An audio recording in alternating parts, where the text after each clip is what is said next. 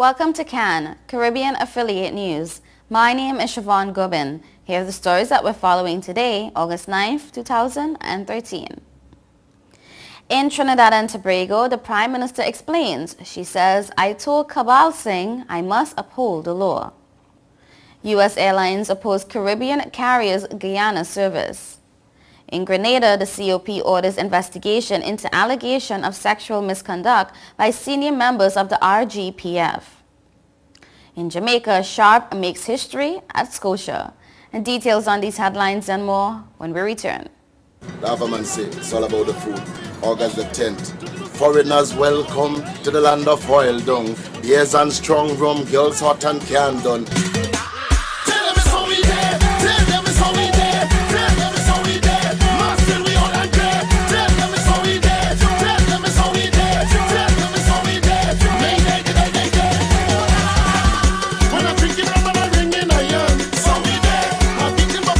It's all about the food. Oil Dung Fest, August 10th, Lapama, I'm in the place.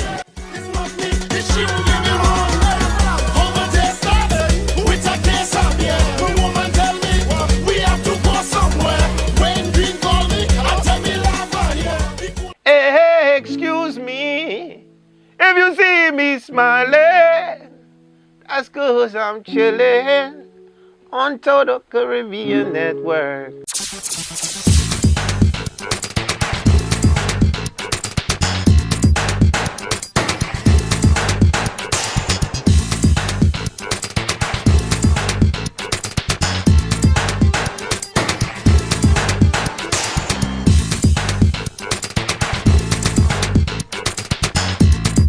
This your boy Wyclef John, man, and I'm chillin', man. Total Caribbean Network. Man, I love their style. Whoa, whoa, whoa, whoa, whoa, whoa.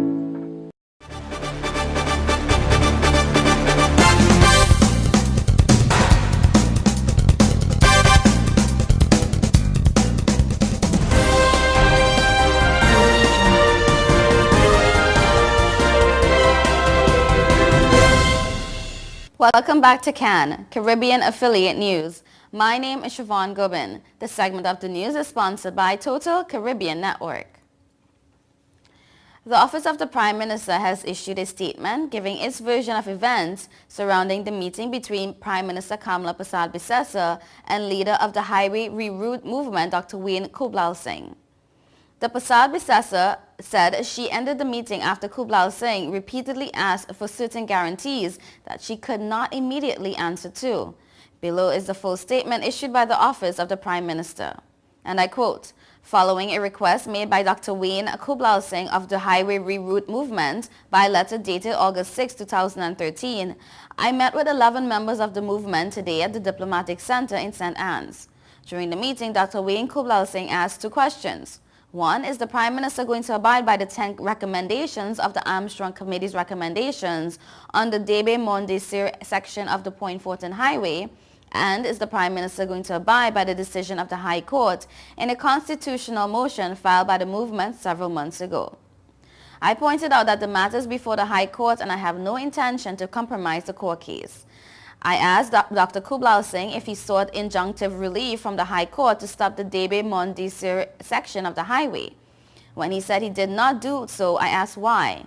Dr. Kublal Singh said this was not the advice of the movement's lawyers, whom he named.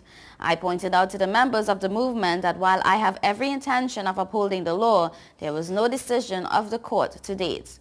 Dr. Kublal Singh asked if I had any intention of abiding by the recommendations of the Armstrong Committee. I said that that was a matter of representatives of NIDCO and its technical advisors. In the absence of the president of NIDCO, Dr. Carson Charles, who is out of the country, I said I was not in a position to state what happened to the recommendations. The Prime Minister goes on to say, I suggested that NIDCO officials meet with Dr. Kublal Singh and his members to discuss what had been done with the Armstrong report. This apparently was not what Dr. Kublal Singh wanted to hear, and despite repeated questions on the same two issues, I remain resolute that until I receive advice from the technical advisors at NIDCO, I would not be in a position to give an affirmative response, nor would I compromise the court matter. I then brought the meeting to a close and resumed my meeting with the National Security Council. End of quote.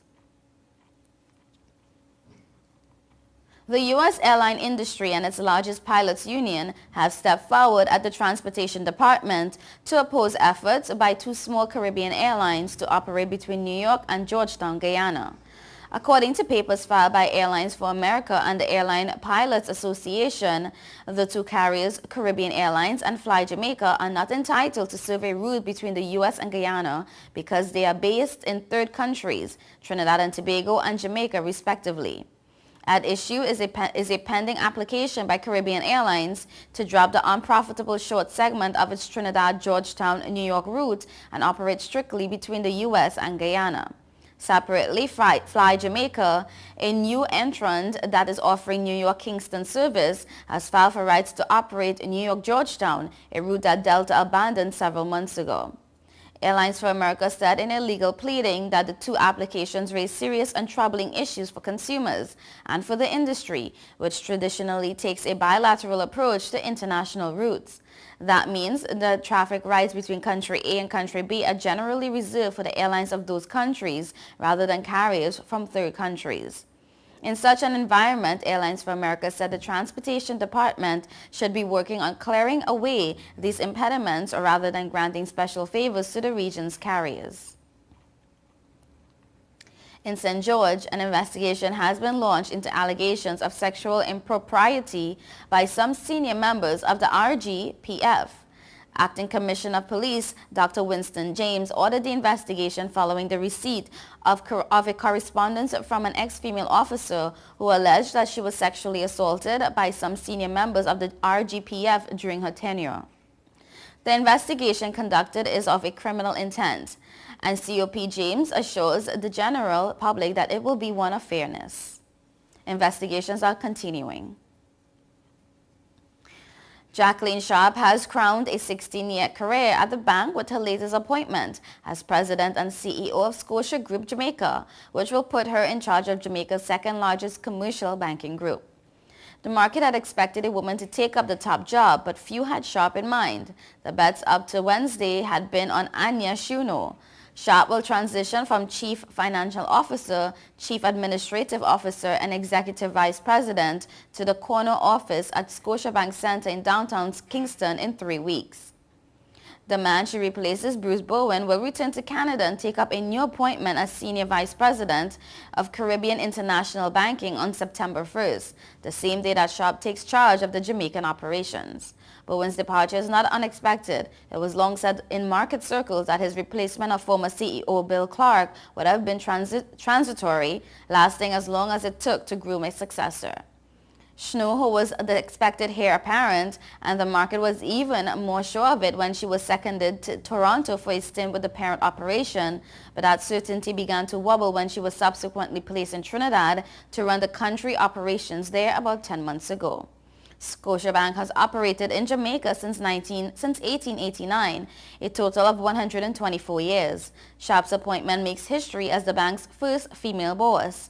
It also makes Scotia Group the only stock market company with both a female chairman and CEO.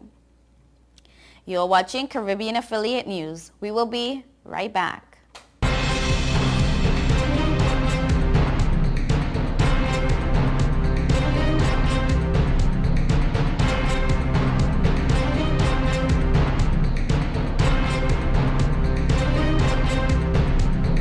Since we announced Sign and Drive with zero out of pocket and low monthly payments, cars been flying out of Bronx Honda at a record pace. Whoa! New Accord with zero out of pocket for $249 a month, or new Civics just $199 per month, or save thousands with 0% financing. You never had to leave the Bronx to get the best price on the Honda. Bronx Honda guarantees the lowest price in the Bronx. Bronx Honda, East Tremont Avenue. Visit BronxHonda.com. Hey, excuse me, if you see me smiling, that's 'cause I'm chilling on Total Caribbean Network.